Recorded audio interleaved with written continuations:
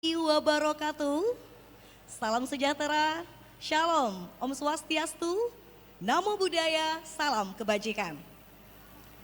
Selamat siang dan selamat datang kepada semua yang telah hadir di sini, khususnya kepada teman-teman panitia Kemen Parekraf. Dan tentunya tidak bosan-bosannya sekali lagi saya ucapkan selamat kepada pelaku ekonomi kreatif sekaligus peserta dari apresiasi kreasi Indonesia dari Kota Pontianak yang hadir di sini. Setelah kemarin kita sudah menyelesaikan rangkaian pameran di hari pertama, hari ini kembali saya Meme Daeng akan memandu seluruh rangkaian kegiatan kita di stage pameran apresiasi kreasi Indonesia 2022 di Kota Pontianak. Senang sekali rasanya bertemu teman-teman semua dan menjadi bagian dari rangkaian pameran AKI 2022. Baik teman-teman yang ada di Pontianak, yang ada di Gaya Bumi Raya City, dan teman-teman yang hadir di sini semuanya, pastinya sudah tidak asing lagi dengan karya-karya film Ziarah, Doromi and You, Filosofi Kopi 2, dan yang baru ini kita sering sekali sudah mendengar ataupun menonton Ngeri-Ngeri Sedap. Nah, di sesi bincang apresiasi kali ini, saya akan ngobrol dengan seorang produser handal di balik film-film yang judulnya saya sebutkan tadi. Tanpa berlama-lama lagi, langsung saja kita undang. Tepuk tangan yang meriah untuk Mbak Ridla Anur.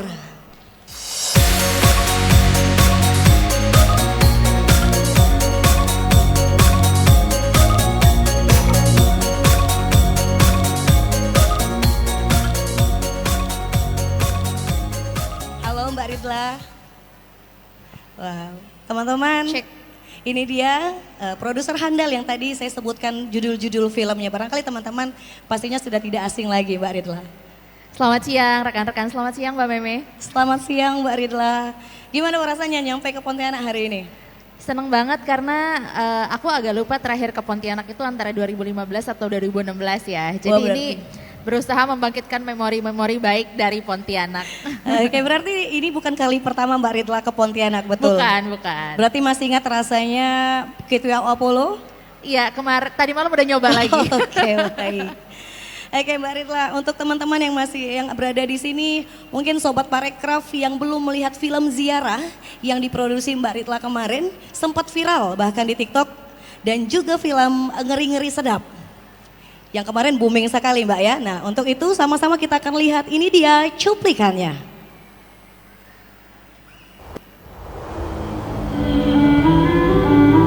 Nek awake dhewe kakek ngrungokke suarane wong liya. Awake dhewe ora iso ngrungokke suarane awake dhewe. Kula niku lajeng madosi pesareyane Pak Pawiro Sahid. Ya mbakipun pamit maju perang. Ning boten mangke. Menawi pesaranipun Pak Wiro mboten wonten.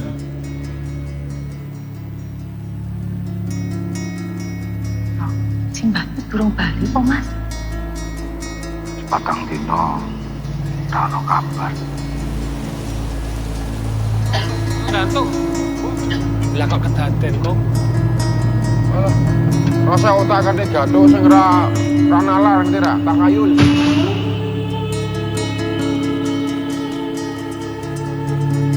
Cepetan napa-napa. Mbah dawuh kula. Pokoke kula semerep pesarane Pak Pawiro. Ning nek dipundhut leh ning poso saged sesandingan.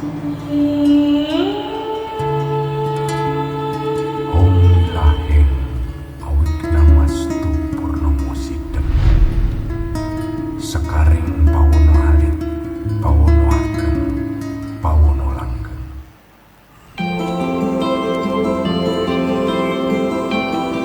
Jadi kau setuju si Domu kawin sama Sunda, si Gabe terus ngelawak nggak jelas kayak gitu. Si Saat yang harusnya tinggal di sini urus orang tuanya, malah entah siapa yang urus di sana. Aku cuma rindu sama anak-anakku.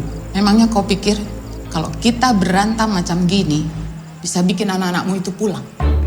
Kenapa harus sih, Mak? Mau Batak, mau Sunda, Kan sama-sama manusia, Mak. Kau itu anak pertama, Ma. Kau yang melanjutkan marga. Bapak gak suka kau jadi pelawak, Ma. Bukan angkot lah aku bisa disuruh-suruh berhenti kayak gitu. Kenapa pula harus kau yang jagain dia, Ma? Pak Pomo nggak ada anak, istrinya juga udah meninggal. Aduh, kita pura-pura berantem, mau cerai. Mereka pasti pulang. Kau memang sudah gila ya, Pak? Kau yang gila. Kau. Pak, Mak, ku ganggu bentar ya. Jadi kayak mana ini? Tetap saja sesuai rencana. Apa maksudmu? Kau mau pisah? Kalau iya kenapa? Ya udah, ceraikan aku. Jangan ada yang tahu masalah bapak sama mama ini ya. Gak enak nanti jadi omongan orang-orang. Jadi apalah rencana kita? Kita selesaikan malam ini lah. Pak, minta maaf lah sama Mama. Masalahnya apa, Pak? Kok bisa sampai kepikiran mau cerai? Tanya sama mamamu, dia yang mau cerai.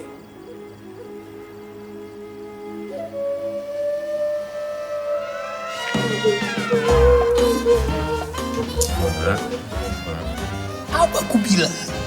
Kalau kau ikuti usahaku, pasti berhasil kan? Kau memang paling berhasil di dunia. Danau Toba ada pun karena kau kan? Baik. 2 dari sekian film yang diproduseri Mbak Rida tadi kita sudah lihat di layar. Mbak Rida, kita akan ngobrol-ngobrol. Dan ini teman-teman sekali lagi mungkin ada baru yang baru saja datang. Ini adalah produser handal di balik Ngeri-Ngeri Sedap dan Ziarah. Sekali lagi boleh tepuk tangan yang meriah untuk Mbak Rida. Oke, kita akan bahas film Ziarah dulu Mbak Rida. Nih, untuk film Ziarah tadi, mungkin teman-teman juga tahu ini adalah based on true story.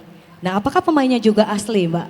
Oke, selamat siang teman-teman Pontianak. Senang sekali bisa hadir kembali ke Pontianak. Basically sebenarnya Ziarah itu bukan based on true story sebetulnya. Gitu. Jadi memang Ziarah ini ditulis oleh sang sutradara dan juga penulis Mas BW Purbanegara. Memang dia menulis cerita ini original story, jadi memang tidak terinspirasi dari berbagai kisah, maksudnya based on true story itu enggak sebetulnya. Tapi kalau misalnya kita bicara pemainnya juga asli, sebetulnya memang pemainnya ini mbahnya gitu ya yang menjadi pemeran utama. Tahun lalu baru saja meninggal dunia almarhumah gitu ya. Mbah Ponco ini memang kita castingnya itu memang Mas BW pengen seseorang yang usianya kalau bisa di atas 90 tahun yang kalau kita lihat di kamera tuh keriputnya tuh ada gitu. Jadi akhirnya kami tidak menemukan aktor profesional kebetulan pada saat itu sehingga akhirnya kami casting ke kampung-kampung gitu, ke desa-desa, salah satunya di Gunung Kidul lokasi kami, dan kami menemukan Mbah Ponco ini gitu. Jadi Mbah Ponco ini basically beliau tidak bisa membaca, tidak bisa berhitung gitu ya. Jadi memang ketika kita mencoba mengcasting Mbah Ponco, feelingnya Mas BW, ini saya bisa membuat dia jadi aktor gitu. Jadi dengan approach personal dari sang sutradara, akhirnya Mbah Ponco bisa tampil layaknya seperti aktor profesional gitu. Karena memang setiap dari kita itu sebetulnya aktor Mbak. Iya, cuman bedanya adalah kita mau mengolah keaktoran kita atau enggak gitu. Jadi basically ya si Mbah Ponco ini adalah warga biasa gitu ya. Beliau juga treatmentnya khusus sekali ketika kita produksi filmnya, dan beliau ini mendapatkan salah satu nominasi aktor terbaik di Asian International Film Festival yang memang dia disamakan dalam satu nominasi sama Cut Mini dan beberapa aktor dari Asia Tenggara yang lain. Luar biasa, boleh kasih tepuk tangan. Jadi dari jawaban pertama bahwa sebenarnya semua dari kita adalah aktor ya Mbak Ridla ya. Bahkan teman-teman yang ada di sini mungkin saja bisa jadi kalau ada yang lihat potensinya bisa jadi aktor yang bahkan kalau yang tadi Mbak Ridla bilang bahkan baca pun tidak bisa sebenarnya. Butuh treatment khusus tapi mengalahkan aktor profesional. Betul, maksudnya bisa setara lah. Jadi kalau teman-teman bisa melihat Mbah Ponco di layar, teman-teman tidak akan melihat bahwa Mbah Ponco ini sebetulnya adalah seorang nenek yang biasa gitu. Tapi memang dengan treatment dari sang sutradara gitu ya, akhirnya kita bisa melihat Mbah Ponco sebagai seorang aktor yang profesional. Luar biasa. Baik Mbak Ridla, kita ngobrol-ngobrol masih tentang kalau tadi film Ziarah. Kemudian saya kepengen tahu Dalam film tadi ya khususnya, apa sih tugas Mbak Dritla sebagai seorang produser? Barangkali bisa berbagi dengan teman-teman yang ada di sini. Oke, basically sebenarnya produser itu kayak konduktor ya gitu. Jadi memang salah satu tugas utamanya produser adalah bagaimana memproduksi film ini sehingga film ini bisa sampai ke tangan penonton. Di mana penonton tertarik dan mau menonton filmnya. Gitu. Jadi sebenarnya tugas utama produser itu sih bikin film, cari dana of course gitu ya. And then gimana caranya mendistribusikan film ini supaya penonton-penonton yang ada di sana tertarik dan mau nonton film kita. Itu aja. Oke. Kelihatannya simple, tapi kalau dijalanin ya ngeri-ngeri sedap lah. Ngeri-ngeri sedap lah ya, kembali lagi ke judul yang lagi viral. Oke. Kemudian, apakah dari awal masuk ke industri film ini langsung jadi produser atau ada mungkin awalnya ikut nge-crew? Kalau biasa teman-teman di Pontianak kan seperti itu. Iya, ada step by step ya. Iya, ada step by stepnya. Kalau Mbak Rila seperti apa? Sebenarnya mungkin aku juga sama ya sama teman-teman yang bergerak di komunitas film yang ada dimanapun gitu ya, nggak hanya ada di Pontianak gitu. Jadi sejak aku kelas 3 SMP aku mulai menemukan ketertarikan sama dunia film gitu. Sehingga 3 SMP, 1 SMA aku mulai bikin film pendek. Jadi memang aku startnya betul-betul dari nol gitu, yang nggak tahu cara bikin film pendek kayak apa. Akhirnya coba ngajakin teman-teman untuk bikin film pendek, terus berkenalan, berjejaring dengan para filmmaker dari seluruh Indonesia, daftarin film-film kita, ikut lomba, ikut festival. Salah satunya mungkin kalau Aki ada di tahun saya SMA, saya pasti ikutan Aki gitu ya. Tapi saat itu Akinya belum ada gitu. Jadi waktu itu saya sempat ikutan ada Confident, terus juga ada banyak festival-festival gitu ya. Akhirnya mulai berjejaring, terus perlahan mulai belajar dan tahu cara bikin film yang baik dan benar itu seperti apa. Sampai akhirnya 2009 atau 2010 gitu memang saya bekerja secara profesional di Kalyana Shira Films. Itu waktu itu PH punyanya Technia Dinata. Nah waktu itu memang saya memutuskan memilih untuk jadi tim promosi. Karena kalau jadi tim produksi kan dari SMA sampai kuliah udah belajar produksi ya. Maksudnya tinggal main skalanya aja, mau skala kecil atau skala besar. Tapi in terms of distribution and promotion itu adalah satu hal yang saya nggak paham gitu. Jadi saya decide untuk masuk ke jalur itu. Tapi memang dari awal udah kepengen banget jadi produser sebenarnya. Jadi gimana nih caranya supaya melengkapi semua keilmuan itu. Dan kebetulan saya juga nggak kuliah film gitu. Jadi saya belajar otodidak, baca buku, ikut berbagai macam workshop yang ada di Indonesia gitu ya. Sampai akhirnya itu tadi masuk Kalyana Shira as a publicist. Habis dari situ ya kita mulai produce film sendiri dan tetap masih menjadi publicist dan distributor juga gitu. Baik, luar biasa. Berarti melalui perjalanan panjang juga, tidak ada tanda-tanda langsung jadi produser ya? Enggak sih. Okay. Mungkin tapi ada aja gitu yang Okay. memang teman-teman kita di luar sana yang memang privilege punya akses ya ke pendanaan, akses ke networking, mungkin ya nggak ada masalah juga kalau memang pengen jadi produser. Oke. Nah, kalau tentang produser tadi, sekarang tadi aku aja announce bahwa Mbak Ridla adalah produser yang handal. Tentunya sudah hafal lah, hatam lah dengan yang namanya publisitas. Nah, siapa sih Mbak yang mengajarkan ilmu tentang publisitas kepada Mbak Ridla? Oke, jadi basically kalau misalnya ditanya belajar dari mana sih publicist film gitu, yang pasti belajar sih dimanapun gitu ya. Tapi mungkin aku sarankan teman-teman kalau misalnya memang pengen fokus di dunia film gitu, teman-teman harus punya mentor. Karena mentor itu penting banget untuk ngasih kita knowledge yang kita tuh belum tahu gitu. Jadi dia juga bisa mempertemukan kita dengan banyak pihak-pihak yang akhirnya bisa mendevelop kita jadi sekarang hari ini gitu. Kalau misalnya ditanya spesifik mentornya siapa, yang pasti mentor-mentor aku ada guru-guruku dari zaman SMA sampai dengan sekarang ya. Bahkan mungkin hampir semua partner-partnerku juga menurutku ya kita belajar bareng gitu. Dan mereka mengajarkan aku juga tentang publicist itu sendiri gitu. Oke, pasti tetap butuh mentor ya Mbak Ridla ya? Iya, karena aku yakin supaya kita juga bisa berkembangnya lebih cepat gitu ya. Kita harus punya mentor sih.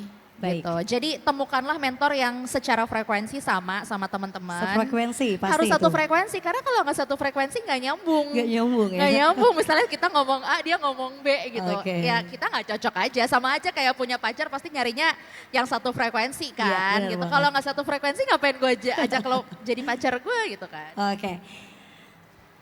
Berarti yang sefrekuensi, noted. Ya sebenarnya nggak harus juga, kalau emang kalian masih bisa menjalin komunikasi ya nggak apa-apa. Oke. Baik, kalau tadi kita bahas tentang publisitas bagi sebuah film. Seberapa penting sih Mbak? Seberapa penting publisitas bagi sebuah film? Penting banget sebenarnya, karena kan tujuan kita bikin film kan buat bisa dinikmatin sama banyak orang kan gitu. Kalau kita bikin film terus kita nggak promoin, terus siapa yang mau nonton film kita lah, kita bikin film buat apa gitu kan. Basically kan ketika kita pengen bikin film ada something yang pengen kita informasikan ke teman-teman di luar sana gitu. Sehingga ketika memang kita punya idea untuk bikin film, punya message yang pengen kita sampein gitu ya melalui film itu, ya kita butuh materi atau publikasi atau promosi untuk orang akhirnya tahu kita lagi bikin film apa dan tertarik untuk kita nonton filmnya gitu. Oke, kalau orang pengen tonton film kita berarti kita memang harus punya publisitas ya. Harus Tuh, mengerti ya paling tidak. intinya kita harus mempromosikan film kita sesimpel nih ya sekarang kan udah zamannya digital. Iya benar. Nggak mahal, gratis. Kita bisa pakai sosial media kita sendiri untuk mempromosikan karya-karya kita gitu. Dan ini sebenarnya mudah sekali dilakukan oleh semua orang karena ya setiap orang pegang gadget. Ada berbagai macam media sosial yang bisa membantu mempromosikan film kita. Bahkan kalau di industri film itu sendiri gitu ya, ketika kita bicara terkait profesional itu sendiri, industri film gitu ya, kita memanfaatkan sekali sosial media untuk mempromosikan film kita, termasuk kalau teman-teman misalnya bisa melihat keviralan Ziarah di TikTok gitu ya, sebenarnya itu film lama tapi ternyata naik lagi beberapa bulan ke belakang gitu, atau misalnya teman-teman ngelihat bagaimana hype-nya ngeri-ngeri sedap bisa ditonton sampai jutaan penonton, itu salah satunya dukungan dan support dari sosial media juga. Oke, berarti sangat mempengaruhi tentang karya-karya Mbak Rita lah pastinya publisitas. Nah untuk itu cara menyusun strategi publisitas yang tepat untuk sebuah film seperti apa Mbak? Oke, jadi basically sebenarnya ini juga nggak hanya buat film ya, ini juga bisa diterapkan sebenarnya strateginya untuk teman-teman yang memproduksi produk lain ya selain dari film gitu. Yang pertama kita harus kenal betul market atau produk kita tuh seperti apa. Kita harus bisa deskripsikan. Pertama, produk kita ini tuh produknya bicara tentang apa, tentang siapa. Lalu marketnya tuh siapa sih? Iya nggak? Marketnya siapa? Misalnya saya bikin Doremi and You, saya tahu betul bahwa target market saya adalah anak-anak. Berbeda ketika saya memproduksi Ziarah yang memang saya melihatnya ini millennials. Udah beda kan? Jadi cara kita berkomunikasi, cara kita membangun narasi, cara kita memilih partner untuk kita melakukan promosi itu juga udah berbeda gitu. Jadi first thing to do adalah tahu betul produk kita seperti apa dan kita harus tahu uniknya dari produk film kita tuh seperti apa gitu. Jadi kelebihan, kekurangan itu memang sudah harus diriset dari awal. Kayak misalnya contohnya Ziarah, ini adalah film yang sebenarnya sangat segmented. Tapi memang segmented, tapi kita memang dari awal sudah tahu betul bahwa kekuatan film kita itu adanya di skenario, adanya di cerita. Nah meskipun memang treatmentnya pilihan dari sutradara dan setelah kita diskusi, ini mau menggunakan sepenuhnya bahasa Jawa. Kita tahu di Indonesia ini tuh semuanya juga multicultural ya, nggak cuma Jawa aja. Jadi kebayang nggak, ini kayaknya yang bisa nikmatin film ini ya cuman mostly pasti teman-teman yang memang base-nya atau sukunya Jawa gitu. Other than that mungkin dia juga oke, ada subtitle gitu, tapi itu juga jadi challenge-nya kami as a team gitu. Jadi yang paling penting adalah know your product very well and then know your target market. Gitu. Oke, harus sesuai target pasar. Filmnya bentuknya seperti apa dan siapa yang akan menonton itu harus diriset dari awal. Baik Mbak Rita. Nah, bicara tentang publisitas, apakah publisitas ini juga diperlukan bagi filmmaker di daerah atau filmmaker untuk festival? Atau itu hanya untuk film komersial saja? Menurut aku pribadi ya, sama sebenarnya tadi pertanyaannya ke yang tadi, kenapa kita perlu banget untuk promosiin film kita. Ini berlaku untuk teman-teman yang memproduksi film pendek, film festival, film komersial, jawabannya sama. Semua film yang kita produksi itu butuh promosi gitu. Karena gimana orang tahu tentang film kita kalau kita tidak mempromosikan atau menginformasikan itu ke publik gitu. Jadi ya penting banget gitu. Mau teman-teman misalnya ke festival gitu. Ke festival juga butuh dipromosikan loh sampai akhirnya programmer-programmer festival film internasional maupun juri-juri di sana notice sama film kita, ya kita butuh effort, kita butuh promo gitu. Apalagi komersial pastinya kita sangat membutuhkan promosi gitu karena memang itu ada bisnisnya kan. Kita kan pasti pengen film kita untung dong, nggak mau dong film kita rugi. Kalau kita rugi ngapain kita bikin film gitu. Jadi penting banget sebenarnya dan treatmentnya sebetulnya sama, tapi mungkin skalanya yang perlu kita atur. Tergantung dari seberapa banyak sebetulnya dana yang kita punya untuk mempromosikan film itu. Oke, sebenarnya sama, harus promosi tetap, cuman skalanya lebih diatur saja. Baik, untuk teman-teman yang hadir di sini, kita akan buka sesi pertanyaan untuk 3 pertama. Silakan angkat tangan yang ingin bertanya. Angkat tangan, berdiri. Silakan. Oke, silakan berdiri. Mas, perkenalkan dulu namanya, kemudian pertanyaannya. Nyala, pakai yang ini aja. Halo, cek. Halo, selamat siang. Saya Selamat siang. Razan dari Grocery. Siapa Mas, maaf? Razan. Azan. Razan.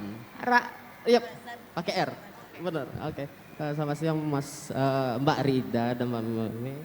Saya ingin bertanya tentang kan film Ziarah dan Ngeri-Ngeri Sedap itu punya genre yang agak beda kan. Yang satunya festival, yang satunya itu mainstream gitu. Nah sebagai produser apa sih tantangan yang paling beda dan berat untuk masing-masing genre ini? Dan tujuannya tuh kalau komersil kan memang tujuannya tuh mencari keuntungan gitu. Tapi kalau untuk film-film festival itu apakah tujuan bisnis itu adalah di tujuan utama atau emang untuk mengejar penghargaan-penghargaan di festival? Mungkin itu saja. Terima kasih. Terima kasih Mas. Langsung jawab aja. Boleh Mbak Rila. Oke, jadi tadi pertanyaannya apa sebetulnya yang membedakan film Ziarah yang memang let's say kita bilangnya art house gitu ya, yang memang kita dedikat untuk festival dan Ngeri-Ngeri Sedap. Sebetulnya Ziarah dan Ngeri-Ngeri Sedap itu punya persamaan Mas. Jadi sama-sama mengangkat konten lokal. Jadi kalau misalnya teman-teman notice gitu ya, saya seperti yang tadi saya sampaikan, Ziarah ini mostly 90% pakai bahasa Jawa gitu dan syutingnya di Jawa gitu. Begitupun sama dengan Ngeri-Ngeri Sedap, bedanya Ngeri-Ngeri Sedap itu kita 70% masih menggunakan bahasa Indonesia, tapi 30% atau 40% kita sudah menggunakan bahasa daerah, which is itu bahasa Batak, dan kita memang syuting 90% di Danau Toba gitu. Nah itu persamaannya sebetulnya. Nah dari persamaan ini sebetulnya kita udah bisa melihat gitu. Jadi basically film-film yang memang diputar di art house itu bukan dalam tanda kutip ya, selama kita produksi film itu goalsnya pasti untuk mendapatkan keuntungan sih Mas, mencari profit lah ya, supaya profit itu supaya kita sebagai filmmaker juga sustain, kita bisa bikin film berikutnya lagi, bisa bikin film berikutnya. Nah sebetulnya festival itu bukan semata-mata pilihan saklek gitu ya, kamu mau komersil atau kamu mau festival. Tapi sebetulnya festival itu adalah sebuah langkah yang dipilih oleh produser untuk sama-sama mempromosikan filmnya dengan tujuan, dengan banyak terpilih atau masuk film ini di festival luar, sehingga orang semakin notice nih, oh film ini film bagus nih. Gitu. Jadi sudah ada guarantee gitu ya dari berbagai festival internasional bahwa this is a very good movie. So you have to watch this movie on the cinema gitu jadi sebenarnya. Nah memang waktu Ziarah karena kita tahu memang cukup segmented gitu ya. Sehingga memang kami decide untuk film ini jalan dulu ke festival. Tapi setelah itu filmnya tetap tayang di bioskop gitu. Jadi memang kami waktu itu memang pengen filmnya tayang di bioskop, tapi strateginya adalah setahun pertama kita mau film ini jalan-jalan ke festival dulu supaya kita juga bisa mempromosikan tentang perjalanan Ziarah ke festival ini ke penonton Indonesia di dalam negeri. Sehingga pas film ini muncul di bioskop, kebetulan memang Ziarah ini kami sangat keterbatasan soal dana promo ya Mbak gitu. Jadi kami menggunakan berbagai informasi yang kami dapat, kami olah yang itu bisa dinikmati dan bikin publik tuh penasaran sama filmnya. Sehingga pas filmnya tayang di bioskop akhirnya saya cuman Ziarah itu hanya tayang kurang lebih di 15 bioskop di seluruh Indonesia dan mostly itu di Jawa. gitu. Jadi memang kita karena kita tahu marketnya siapa, bahkan untuk ziarah itu saya nggak pasang di luar dari Pulau Jawa. Tapi alhamdulillahnya sendiri dengan keterbatasan budget yang ada, film itu menghasilkan 30.000 penonton dengan tidak ada pemain terkenal sama sekali ya gitu. Berbeda sama Ngeri-Ngeri Sedap. Ngeri-Ngeri Sedap di awal memang target kita adalah bioskop dan untuk profit gitu ya. Jadi memang ketika kita membuat filmnya sendiri, mendesain skenario, Bene dan juga produser-produser yang lain, itu memang kita dari awal sudah paham bahwa film ini untuk market. Sehingga ada hal-hal yang perlu kita negosiasikan selama prosesnya.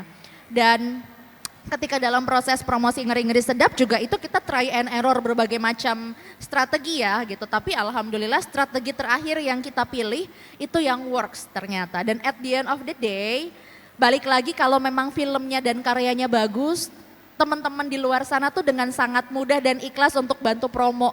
Kenapa? Mungkin karena mereka enjoy dan relate sama kontennya gitu. Betul, jadi sebenarnya kalau teman-teman pengen filmnya teman-teman banyak dinikmati sama banyak orang, pertama adalah salah satu tips ya, relate sama isu yang ada sekarang gitu. Oke. Semoga menjawab ya Mas. Baik. Kita buka lagi untuk dua penanya, silakan berdiri, kenalkan namanya Kakak. Silakan. Cek. Halo. Selamat datang di Pontianak. Terima kasih. Nama saya Vera Isnaini dari Historia Kreator. Mbak Rita, sebenarnya saya ingin mengapresiasi film Ngeri-Ngeri Sedap. Karena bagus banget secara... Terima kasih. Iya, saya seneng di struktur naratifnya. Saya rasa kayak dipermainkan gitu perasaan penontonnya gitu kan. Maksudnya sekomersil-komersilnya sebuah film, dia punya karakter struktur naratif yang rapi gitu menurut saya gitu. Nah, saya ingin nanya nih Mbak, sebagai seorang produser, sejauh apa sih intervensi Mbak Ridla ke penulis naskah? Baik itu, saya ingin ada dua jawaban nih Mbak, di art house dan di film komersil. Seperti itu pertanyaannya. Terima kasih. Terima kasih. Oke, tapi mungkin aku agak clearance sedikit ya Mbak. Jadi di Ngeri-Ngeri Sedap ini basically aku bukan produsernya. Jadi produsernya ada namanya Mas Dipa Andika gitu. Jadi produsernya sendiri Mas Dipa. Keterlibatan aku di Ngeri-Ngeri Sedap, yang pertama perusahaanku Good Work menjadi partnernya Imaginary untuk mempromosikan dan mendistribusikan filmnya gitu. Jadi tapi other than that kebetulan aku juga mewakili, kebetulan kan Ngeri-Ngeri Sedap ini tuh kolaborasi antara Visionary Film Fund dan juga Imaginary. Jadi Visionary Film Fund ini memberikan bantuan akses pendanaan full funded gitu ya untuk Imaginary memproduksi Ngeri-Ngeri Sedap. Kebetulan memang aku dipercaya untuk mengelola dana investasi di Visionary Film Fund gitu. Tadi masuk ke pertanyaan sejauh mana intervensi produser ya di art house maupun di komersial. Sebetulnya intervensi itu pasti ada ya, karena kan yang pasti kita kan yang sebagai produser kita harus punya visi dan gimana cara kita menyampaikan visi ini ke setiap orang yang bergabung dalam proyeknya. Salah satunya adalah termasuk si penulis skenario itu sendiri. Basically kalau misalnya di art house gitu ya, karena memang mungkin pertama biasanya kalau kita bikin art house itu secara pendanaan pastinya kita udah lebih secure, either itu dari funding yang lain atau misalnya dari investor yang lain yang memang dari awal mungkin kita juga bisa sampaikan bahwa kita tetap akan coba jalan komersial at the end of the day gitu ya. Tapi mungkin kita juga secara pendanaan dan lain sebagainya mungkin nggak nggak se-heavy ketika kita memproduksi komersil. Biasanya kalau di art house itu selama memang visinya masih sesuai dengan visi produser, maka penulis skenario dan sutradara akan kita bebaskan untuk mereka berkreasi. Gitu. Begitupun sama treatmentnya sama dengan yang komersial gitu. Selama memang si penulis ini maupun sutradara ini masih on the same page sama kita as a producer, mereka dalam tanda kutip mau dealing dan bernegosiasi dengan kita dalam proses penulisan dan membuat cerita yang menarik, buatku itu nggak masalah. Jadi memang intervensinya adalah kita cuma jagain as a producer gimana supaya si film ini secara cerita dia nggak keluar jalur gitu. Sama sesuai dengan tujuan kita ketika kita mau bikin film ini. Intinya sih itu. Tapi sejauh mana intervensi itu tergantung. Kalau misalnya kita mau bikin film tentang anak, tiba-tiba si penulis skenario-nya bikin film tentang bapak-bapak kan gak nyambung gitu. So kita pasti akan intervensi gitu. Kita pasti akan kasih tahu gitu ya ke penulis. Guys, sorry banget, kayaknya kita udah kelewat jalur nih. Sorry, aku mau balik on the track. Kita mau bikin filmnya tentang anak-anak. Kita nggak lagi ngomongin ABG atau orang tua. Jadi fokus lagi untuk ngomongin case-nya anak-anak gitu. Jadi sejauh itu sebetulnya intervensi as a producer ya gitu. Semoga menjawab ya Mbak. Aman Kak Vera? Oke. Satu penanya lagi silakan berdiri Bapak.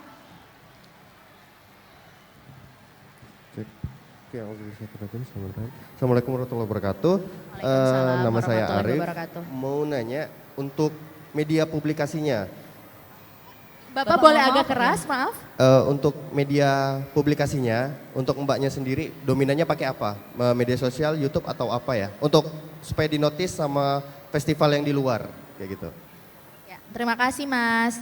Kalau misalnya ditanya, kalau kita mau promosiin film, pilih medianya apa? Semua media, you name it. Kalau ada media baru, media konvensional, itu semuanya kita garap. Jadi kalau kita dalam masa promosi film, kita nggak bisa dalam tanda kutip hanya bermain di satu media, jenis media aja. Mau itu media sosial, mau itu media yang konvensional, itu semuanya kita garap. Tinggal kita lihat porsinya mau besar yang mana gitu. Jadi secara balik lagi ke konten gitu. Konten kita ini sebenarnya lebih banyak orang tuh ngelihatnya kemana sih gitu. Nah itu. Nah misalnya kayak ini aku kasih bocoran sedikit kenapa salah satu hal yang kita lakukan di Ngeri-Ngeri Sedap gitu ya. Jadi di Ngeri-Ngeri Sedap itu budget promonya juga memang kita juga nggak bisa se-huge itu ya Pak. Kita juga punya keterbatasan dana. Tapi pada saat kita mempromosikan Ngeri-Ngeri Sedap, kita tuh mengenal filmnya kan bercerita tentang suku Batak ya. Dan memang teman-teman yang bersuku Batak ini, correct me if I'm wrong, tapi based on our research gitu ya. Memang suka sekali dalam tanda kutip itu bukan tampil ya, tapi kalau misalnya kita dalam tanda kutip menaikkan nama atau konten yang berbau Batak tuh teman-teman Batak di luar sana tuh akan ngerasa injet dan ini gue banget nih, misalnya ada yang kayak gitu. Sehingga strategi yang kita lakukan awalnya ini aku jujur memang, tapi semuanya by design. Awalnya memang kita belum pengen masuk untuk main di OOH, promosi media luar ruang. Jadi kayak billboard itu tuh kadang kita tahu dana kita nggak nyampe nih ke situ gitu. Tapi setelah kita riset ulang gitu ya, risetnya juga bantuan dari digital gitu. Setelah kita mendapatkan hasil riset selama kurang lebih 1 bulan, oh ternyata untuk kita bisa meyakinkan market utama kita yaitu warga Batak, kita harus dalam tanda kutip menyentil pride-nya mereka dulu nih. Dengan cara apa? Akhirnya aku pasang billboard Pak. Kita nggak punya duit, kita cari duitnya dari berbagai macam cara. Akhirnya kita pasang billboard di titik-titik penonton utama kita. Which is itu di Medan kita bakar. Jadi gimana caranya Medan ini harus jadi kota yang kalau bisa semua bioskop atau semua orang Medan itu nonton filmnya dulu gitu. Jadi dari rumah kita udah strong di digital dengan placement ads gitu ya, dengan kita kolaborasi dengan berbagai macam media konvensional atau media baru. Jadi di rumah nih warga-warga Batak udah liatnya tuh Ngeri-Ngeri Sedap. WA group udah ngomonginnya pengen nonton Ngeri-Ngeri Sedap. Nang boru gitu udah pada ngomongin Ngeri-Ngeri Sedap. Pas mereka keluar rumah mereka juga udah ngeliat billboardnya. Sehingga itu meyakinkan target market kami untuk kayaknya gue perlu nonton deh film ini. Ini kayaknya film kita banget deh gitu. Jadi itu, dan ini sebenarnya nggak hanya berlaku untuk film ya Mbak Meme, ini juga sebenarnya strateginya sangat bisa dilakukan oleh berbagai macam produk yang lain gitu. Karena di Aki juga kan subsektornya banyak ya, nggak cuma film. Tapi memang tinggal pinter-pinternya kita mengolah mana yang paling cocok dengan konten film kita. Dan kita juga harus mengukur kemampuan dana yang kita punya, mana yang paling efektif. Salah satunya itu sih. Oke, semoga baik. menjawab ya. Baik, berarti selain mengukur dana tadi, berarti semua media jenisnya sama saja. Kita perlu masuk ke semua ya Mbak Betul, Ridla, ya? jadi tinggal kita pilih kira-kira kalau misalnya aku promosi di situ, pertama dananya ada atau enggak. Kedua amplifikasinya apa? Amplifikasinya buat filmku sebesar apa ya? Misalnya kayak gue cuma punya 100 juta, gue pasang billboard atau gue pasang placement ads di Instagram sama YouTube. Mungkin aku akan menyarankan ya udah mendingan pasang Instagram sama placement ads Instagram sama YouTube. Kenapa? Karena jangkauannya bisa sangat luas. Sedangkan kalau 100 juta pasang billboard di Jakarta, ya Pak cuman seminggu juga nggak nyampe kali gitu. Jadi ada strategi-strategi itu yang perlu kita pikirkan as a producer ya gitu. Oke, kita lanjut ngobrol lagi Mbak Ridla. Nah, tadi sudah kita bahas Mbak Ridla ini juga terlibat dalam produksi film Ngeri-Ngeri Sedap. Nah, untuk develop film ini sendiri gimana prosesnya? Kalau untuk Ngeri-Ngeri Sedap sendiri sebenarnya memang ini cerita yang memang ditulis sama Benedion, sutradaranya. Dan Bene ini memang udah menulis ini lebih dari 3 tahun yang lalu. Jadi proses penulisan skrip Ngeri-Ngeri Sedap ini udah panjang banget. Jadi Bene berusaha menawarkan cerita ini ke beberapa produser, tapi mungkin belum berjodoh. Berjodohnya sama kami di Visionary Film Fund. Jadi ketika kami baca skenario-nya, kami melihat bahwa ini skenario-nya bagus sekali dan kami merasa ini punya peluang. Meskipun memang challenging ya, karena aduh ini Batak banget nih filmnya gitu. Tapi ternyata setelah kita publish ke publik gitu ya, publik merasa bahwa suku manapun ngerasa dia relate sama ceritanya gitu. Karena memang cerita yang diangkat dari Ngeri-Ngeri Sedap ini juga universal ya, tapi mungkin memang kami memilih menggunakan latar budayanya Batak. Tapi sebenarnya kejadian itu tuh terjadi di setiap dari kita pasti mungkin pernah 1-2 mengalami hal yang kejadian di Ngeri-Ngeri Sedap gitu. Jadi prosesnya sebenarnya developnya seperti itu. Jadi Bene menulis, setelah itu dia mempresentasikan ke Dipa dan also Ernest gitu ya. Dipa dan Ernest ngobrol sama kami di Visionary Film Fund gitu. Gue punya skrip dan kami merasa yakin. Akhirnya kita kolaborasi sama Imaginary untuk promosi atau produksi Ngeri-Ngeri Sedap. Oke Mbak Ridla. Oh silakan minum dulu gak apa-apa. Oke, kita masih ngobrol-ngobrol sama Mbak Ridla teman-teman. Yang baru saja datang, selamat datang. Kita masih di Aki 2022. Santai sejenak, Mbak Ridla masih minum? Gak apa-apa? Oke baik, Mbak Ridla. Kita kembali lagi ngobrol, masih banyak sekali obrolan yang akan kita bahas. Mumpung teman-teman filmmaker juga kelihatannya masih ramai sekali di sini. Kita kembali akan bahas publisitas, mohon maaf. Mbak, seperti apa yang Mbak sarankan untuk dicoba dan diterapkan oleh para filmmaker di Kalimantan Barat? Publisitas yang seperti apa sih? Oke, yang pasti kalau teman-teman memproduksi suatu film atau produk apapun ya, lagi-lagi yang paling murah saat ini media promosi adalah sosial media dari teman-teman sendiri. Itu satu. Yang kedua adalah teman-teman mulai membangun working tuh penting banget gitu. Jadi misalnya kalau kita bikin film, yang pasti kita pasti pengen mencari pemain-pemain yang bagus, yang bisa acting, itu harus. Yang kedua adalah coba kita intip, ada nggak di antara teman-teman kita yang memang punya followersnya lebih banyak, influencer atau KOL gitu ya. Produk mah ngendorse gitu ya. Kalau produk, kalau yang ini tuh bisa ngendorse gratis dalam tanda kutip karena pemainnya juga part of film kita kan gitu. Sehingga pas film kita tayang, kita kan pasti bikin konten-konten promo di mana kita pasti akan mendistribusikan itu ke pemain maupun ke krunya gitu. Kita berharap mereka membantu mempromosi.